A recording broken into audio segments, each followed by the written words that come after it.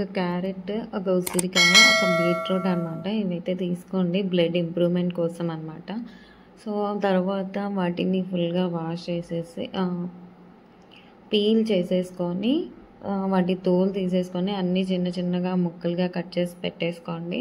తర్వాత ఒక mixie jar తీసుకొని అందులో ఈ క్యూబ్స్ ఏవైతే తరిగి పెట్టుకున్నామో కట్ చేసి పెట్టుకున్నామో బీట్రూట్, ఉసిరికాయ, నెక్స్ట్ క్యారెట్ ఇవన్నీ వేసి గ్రైండ్ చేసుకోవాలి. కొంచెం వాటర్ అయితే యాడ్ చేసేసుకొని తర్వాత గ్రైండ్ చేసుకోండి. ఫస్ట్ అయితే గ్రైండ్ చేసుకోండి, ఆ తర్వాత మీకు ఎంత కావాలో వాటర్ అనేది యాడ్ చేసేసుకొని తర్వాత నెక్స్ట్ గ్రైండ్ అయితే చేసేసుకోండి.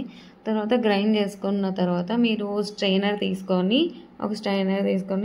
ఈ దీన్నంతా కూడా స్ట్రెయిన్ చేసేసుకోండి.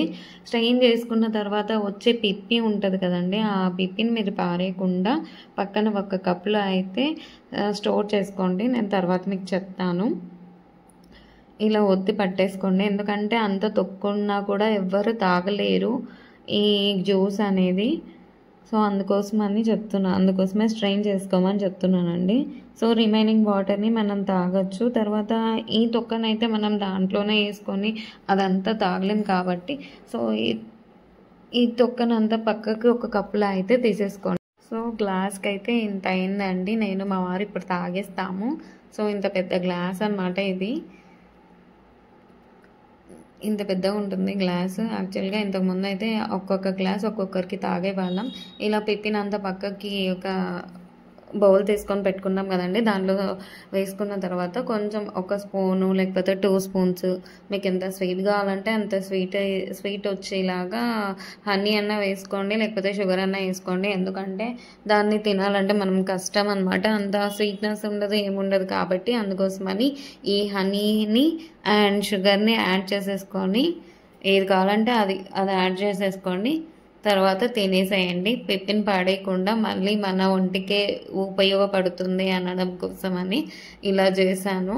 నేను కూడా తింటానండి, దోండుగా చూస్తున్నారు కదా, నేను కూడా మీకు చూపించడం కోసమని జస్ట్ అలా తినేస్తున్నాను.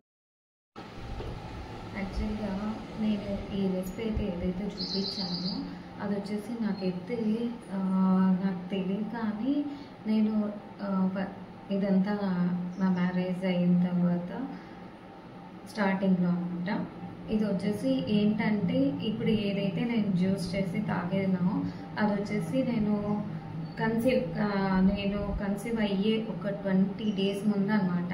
నాకు కూడా తెలియదు అనమాట. ఆ 20 days ముందు కంటిన్యూస్గా ఎర్లీ మార్నింగ్ లేచిన తర్వాత ఫస్ట్ స్టార్టింగ్ తాగే జ్యూస్ ఏంటంటే అది ఇదే అనమాట. సో డైలీ నేను మా వారి ఇద్దరం కలిసి తాగేవాళ్ళం. అలాగా 20 days కంటిన్యూస్గా తాగాను. అంతకుముందు నాకు ఏంటంటే బ్లడ్ అనేది చాలా తగ్గిపోయింది అనమాట. మేబీ అది 8-7 పాయింట్స్ అయితే ఉన్నాయి అప్పుడు నాకు.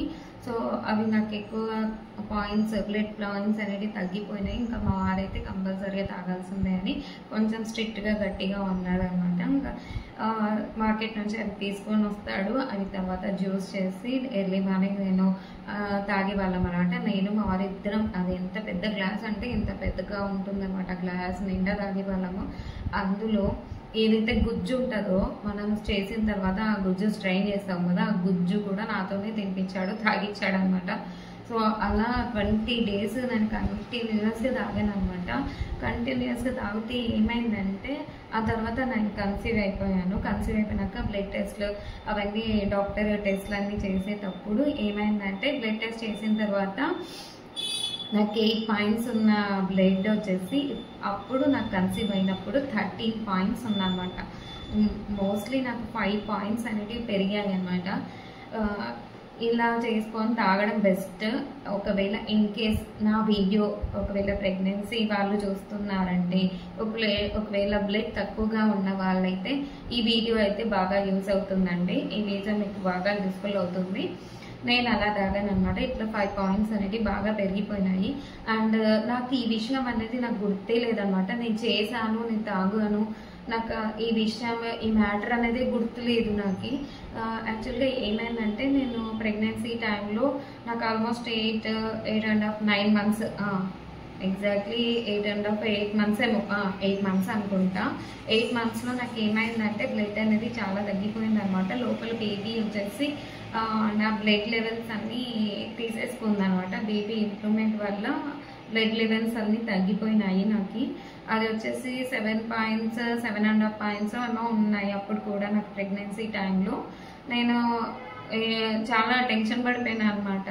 అబ్బా బ్లడ్ ఏంది తగ్గిపోయింది అనేసి. మేడం ఏమన్నారంటే నీకు 1 మంత్ టైం ఇస్తాను, ఆ టైం లోపల 1 మంత్ టైం లోపల నువ్వు ఫుడ్ తినేసి బ్లడ్ అన్నా పెంచుకోవాలి, లేకపోతే 1 మంత్ తర్వాత నేను చెకప్ చేసినప్పుడు నీకు మళ్ళీ బ్లడ్ లెవెల్స్ అలాగే ఉన్నాయంటే మాత్రం నీకు బ్లడ్ అనేది ఎక్కిస్తాను అనమాట. బ్లడ్ బాటిల్స్ ఉంటాయి కదండి, సో ఆ బాటిల్స్ ఎక్కిస్తా అని చెప్పింది అనమాట. నాకు బాటిల్స్ అనేసరికి ఇంకా భయం వేస్తుంది అనమాట. వేరే వాళ్ళ బ్లడ్ ఎక్కించుకోవాలంటే నాకు ఇంకా భయం అనమాట. సో యాక్చువల్గా బాటిల్స్ ఇక్కడ నీడిల్ వేస్తారనేది ఇంకా పెద్ద భయం నాకు. బాటిల్స్ అనేసరికి నేను ఇంకా భయపడిపోయినాను అనమాట. ఇంకా మేడం ఏమన్నారంటే ఇట్లా ఖర్జూరము, తర్వాత బాదము, నెక్స్ట్ ఎండు ద్రాక్ష ఉంటాయి కదా, ఎండు ద్రాక్ష, ఇంకోటి క్యాషోస్, ఇవన్నీ తినమని చెప్పింది అనమాట. తిన్నాను, 1 మంత్ తిన్నానండి. 1 మంత్ తిన్నా, ఫుల్గా తిన్నా. ఇంకా నేను నా ప్రెగ్నెన్సీ టైంలో తినే డోస్ కంటే కూడా ఇంకా ఎక్కువగానే తిన్నా అనమాట. కానీ నేను ఎంత తిన్నా 1 మంత్ అయిపోయింది. ఆ 1 మంత్లో నాకు ఎన్ని పాయింట్స్ వచ్చినాయంటే జస్ట్ 1.5 పాయింట్ మాత్రమే పెరిగింది అనమాట. ఆ 1.5 పాయింట్ నాకు ఎటు పక్క సరిపోలేదు. సో డెలివరీ టైంకి మినిమం ఒక 10 పాయింట్స్ అయితే కంపల్సరీ అయితే ఉండాలండి.